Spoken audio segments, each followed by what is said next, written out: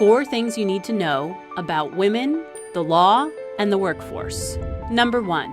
When more women are hired, countries grow faster. There is ample evidence by now that shows when women participate in greater numbers in the economy, there can be significant macroeconomic gains.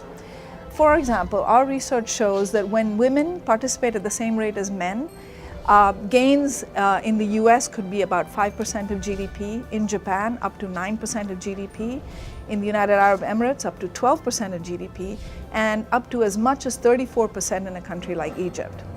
In the IMF, besides doing research on these broader issues across countries, we are now beginning to build some of this into our policy advice to individual countries. Number 2. The law has a measurable impact on how many women are in the labor force. In a number of countries, there are restrictions on women's economic participation. There are restrictions on women's ability to open a bank account, own property, and to freely pursue a profession. We find that in these countries, there is a bigger gap between the share of men and women working outside the home. We call this the gender gap. Number 3. When women are legally guaranteed equality at work, more women work. The good news is that our study confirms that education and family-friendly policies really matter, but in addition, guaranteed equity and other economic rights can make a real difference. So for example, if you were to grant women constitutionally legal equity, give them the right to be the head of a household and give them equal inheritance rights, you would see the gender gap shrink by almost 5 percentage points.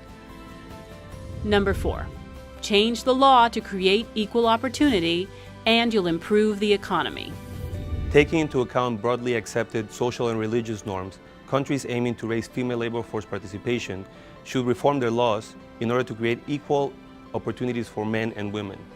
For example, countries like Namibia, Peru, and Kenya have already done so and have already seen the results. For example, Peru changed 2 of their laws in 1990s to be more gender equal, and as a result, labor force participation from females increased by 15%. The economics on this are clear. Reform the law, eliminate gender restrictions, and boost the economy. Learn more on imf.org.